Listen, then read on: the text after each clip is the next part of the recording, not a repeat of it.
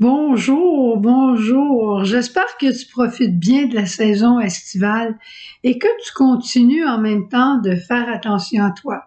Et si tu es dans l'hémisphère sud, bon hiver à toi.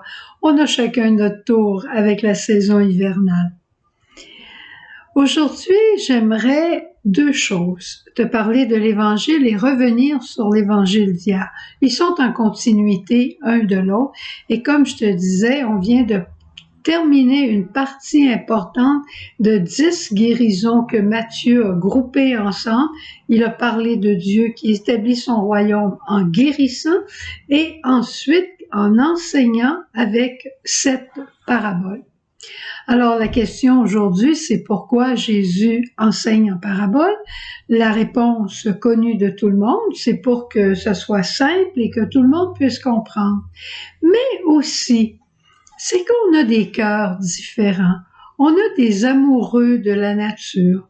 On a des gens qui sont très, très concrets. On a des gens qui réfléchissent. Les amants de la nature vont trouver dans les paraboles de Jésus manière de rencontrer le Seigneur.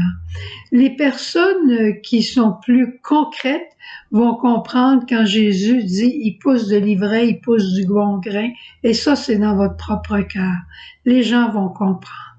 Ensuite, il y a les autres, les intellectuels, qui vont écouter la parabole de l'enfant prodigue, puis là, qui vont remonter au Père de miséricorde, qui vont remonter à la Trinité de miséricorde.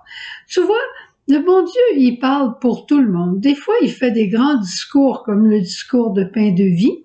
Et chose étonnante, les enfants comprennent facilement ce grand discours, alors que les gens ordinaires comprennent plus ou moins, puis les intellectuels vont se délecter. Jésus parle pour tout le monde. Et je dirais en même temps qu'il parle pour toutes les saisons de notre vie. Il y a des temps où on est dans nos idées, puis on se délecte dans les découvertes intellectuelles. Il y a d'autres temps où on devient beaucoup plus simple et les paraboles simples font notre joie. C'est un peu comme les fables de La Fontaine, finalement, sauf que c'est Jésus qui les dit et c'est sous le souffle de l'Esprit. Et voilà pourquoi ce qui me parlait hier peut me parler encore plus aujourd'hui et peut être une découverte extraordinaire. Il faut rien mépriser de ce que dit Dieu, c'est pour tous, en toutes nos saisons, et il faut pas se catégoriser, je dirais, en disant « moi j'aime les paraboles et seulement les paraboles » ou « moi j'aime juste les discours, pas les paraboles ». Bon, ceci dit, ça a été un peu long, mais on se comprend. Hein?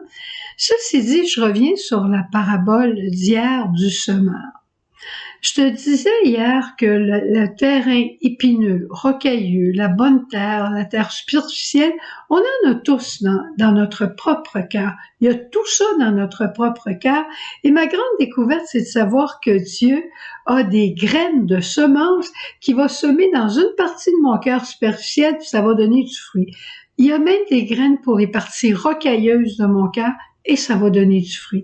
Il y a des graines pour les parties où il y a des épines, puis ça va encore porter du fruit. Tout va porter du fruit dans ma vie. Je suis faite pour la vie.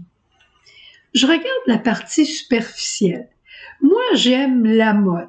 Moi, j'aime les belles choses. Et j'aime aller me promener dans les magasins et admirer les belles choses. Et je succombe régulièrement pour avoir une nouvelle paire de souliers, une nouvelle robe, un nouveau sac à main assorti avec mes souliers. Oh, j'en avais déjà, mais je vais les donner, ceux-là, pour les pauvres. Bon. Alors le bon Dieu nous prend comme ça et il sème des graines d'amour et de générosité. Et à un moment donné, je vois des belles choses, puis je me dis, mon Dieu, ça ferait peut-être plaisir aux autres. Puis là, je commence à acheter pour faire plaisir aux autres. Puis à un moment donné, je vais voir une belle robe, un beau sac à main. Puis je vais dire, cette petite madame-là, à qui je donne mes vieux sacs à main, peut-être ça lui ferait plaisir d'en avoir un flambant neuf. Elle en a jamais eu. Puis au fond, moi, j'en ai assez. Alors tu vois, d'une tendance superficielle à tout pour soi, la personne devient émerveillée de ce qu'elle voit et elle pense aux autres. Ça, c'est grâce à l'amour et à l'astuce de Jésus. Ensuite, on va avoir le cœur rocailleux. Le cœur rocailleux, disons que ça pourrait être le cœur qui se fâche facilement, qui tient rancune, le cœur colérique. Eh bien, sais-tu qu'il y a des graines spéciales pour ces cœurs-là qui deviennent peu à peu, au fil des efforts, des cœurs doux et humbles. On n'a qu'à regarder Saint François de Sales, le doux François de Sales. Mais au début, il était colérique. Un jour, son secrétaire est rentré dans son bureau, il a pris une chaise puis lui a envoyé par la tête tellement il était fâché. Mais il est devenu le doux François de Sales. Ça veut dire que Jésus est pas à bout d'idées.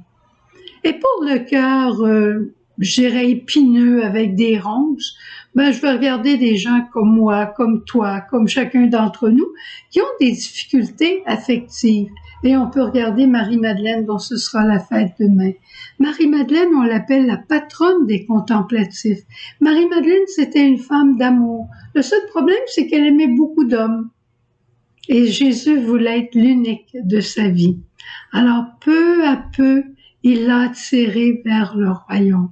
Et elle est devenue la fidèle Marie-Madeleine qui a accompagné Jésus à la croix et qui est demeurée là au jardin au matin de Pâques. Tu t'imagines le travail de la grâce dans cette âme-là. Tout ça pour dire que la miséricorde, les semences de miséricorde que Dieu met en nos vies sont des véritables effusions qui peuvent nous transformer et faire porter du fruit à toute notre vie. Et non seulement on porte du fruit pour soi, pour la sainteté, mais on porte du fruit pour la multitude à cause de notre mission de suppléance. Pas extraordinaire, ça? Nous sommes faits pour la vie en plénitude, pour la sainteté. Nous sommes faits pour donner la vie, la donner aux autres et être contagieux de sainteté. Au revoir, bonne journée et réjouis-toi et continue de semer largement. Au revoir.